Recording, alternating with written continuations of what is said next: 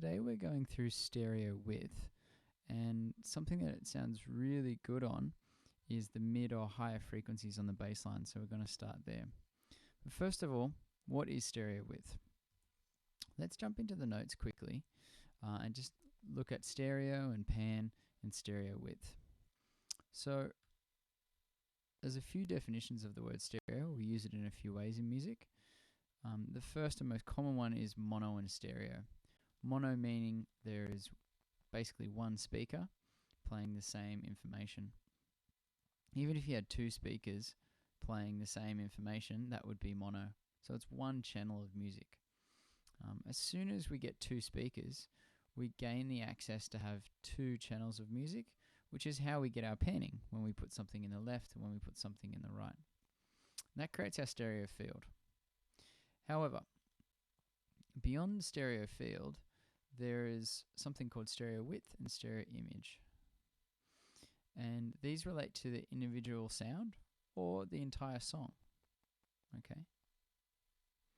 So a good way to think about it is with this visual representation. So if it was just panning, we could move to the left or to the right. Okay. But each individual sound, even if you pan it left or right, also takes up a certain amount of space. And that's what we refer to when we say the sounds or the instrument's stereo width.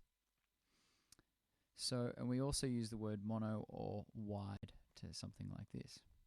So say, for example, it's quite common to have bass lines and kicks in mono. So that means they're occupying a very narrow area for their stereo width, which gives us lots of space for other elements in our songs to occupy. Other elements, say chords, can often sound really good with a wide image or synthesizers because they occupy the space on the sides, leaving a nice space in the middle for your kick and bass line. So to zoom out a little bit, that's some applications. What is stereo width? It's the amount of space a sound takes up in the stereo field. So not where it's panned, left or right, but how much space it takes up when it's panned. So say, for example, this mono instrument here. If we panned it left, it could occupy just this line here. Okay. But if we panned this instrument, which could just be any normal recording, okay, it would take up this amount of space in our stereo field or our stereo image. So that's the difference between stereo width and our stereo field. This slide is really key to understanding that, so just have a quick read of that before our lesson as well. Alright, let's jump into it, and there's a few ways to control stereo width, and you don't always want to make things just as wide as possible or 100% mono.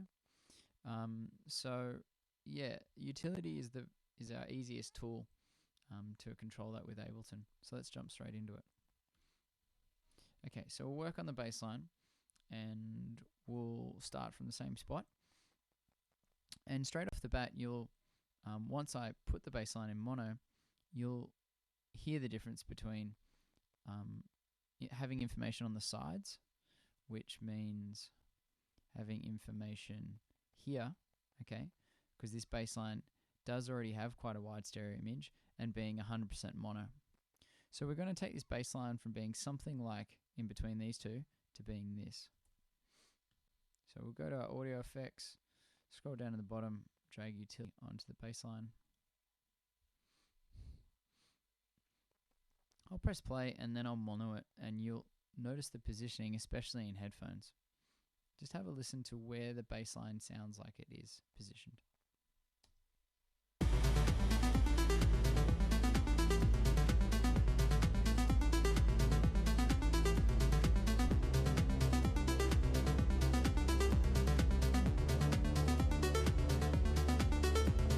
So you can clearly hear the bass line snap between have a lot more information, kind of like it's on the side of your head, or when it's monoed, it sounds like it's in the middle of your forehead or in the middle of your mind. And that is stereo width, and having something on the sides or having something in the middle when you hear people talk about that. So it's great to have a mixture of both in songs, and this is also another way that we can create lots of clarity by putting things on the sides and putting things in the middle. So bass lines often sound really good when they have their sub or low frequencies, their bass frequencies. So that's anything 250 and under in the middle, and then have some of their mids on the sides. So we can actually also do that. So instead of doing 100% mono, if we mono the bass, okay, so this is all frequencies below this point, say I can take that up to 150. That means all the frequencies below 150 will be mono, and every frequency above 150 will be just untouched. So in this situation, it could leave us that nice warm hug on the sides that we're getting from the bass line, but also give us a bit more strength in the middle. And having your sub and low frequencies in mono often really helps us able to hear them a lot better. So let's see how that goes. I'll just turn it on and off now that we've set it up.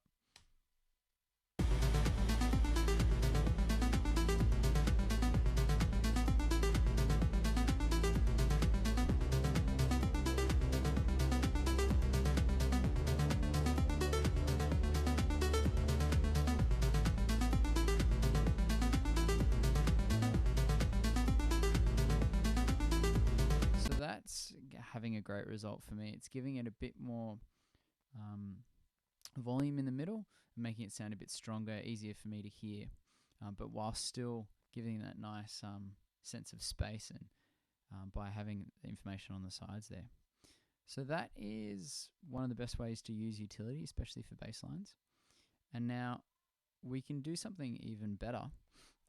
Say let's leave that on there, and what we could do is actually take, just to show you an example of how clarity can be maximized by controlling what's mono and what's on the sides, we could take another sound. Let's have a listen. I'm unsure whether to use the leads.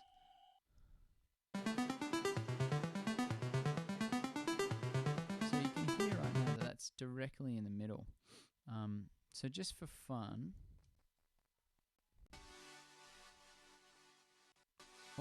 what we're going to do is take this, put it right on the sides using utility. So I'm very careful when I use this feature of utility. It's width here. Anytime we go up above 100%, it's distorting its stereo image and basically turning up the volume on the sides here. So it's becoming louder. It can introduce some kind of phase cancellation.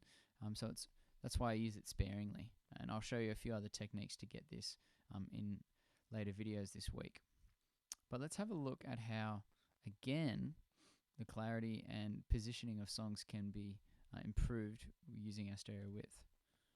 So now let's listen to the up and where it is, and also how easy it is to hear.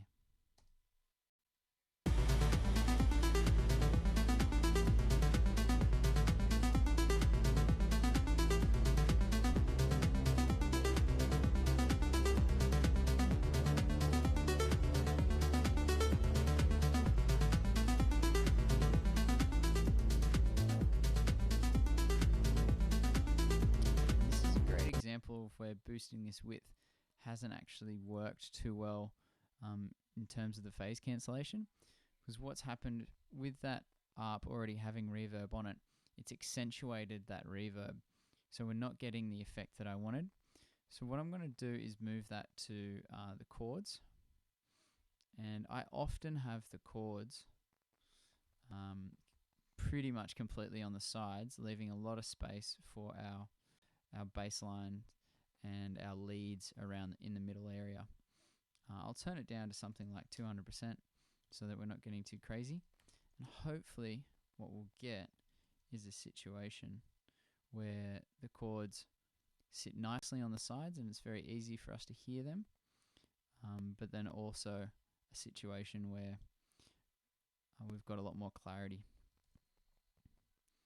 And I've just used my hotkeys using Command K to get this so that I can pop these utilities on and off and affect its stereo position.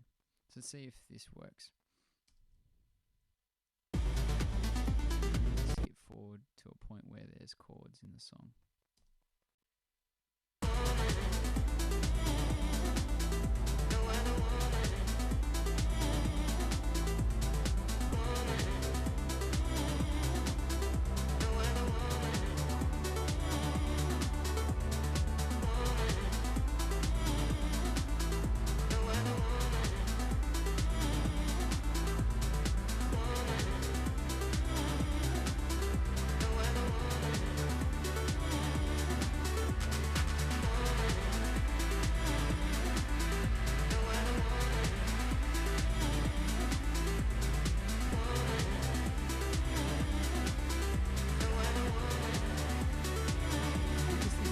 Here is by putting the chords more on the sides, and you always have to be careful as this creates a little volume boost.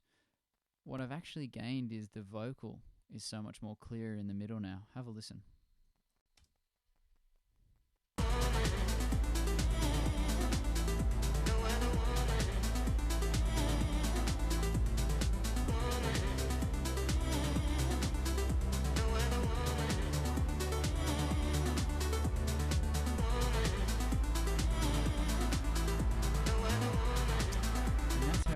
Do stereo width with utility. Thanks for watching, guys.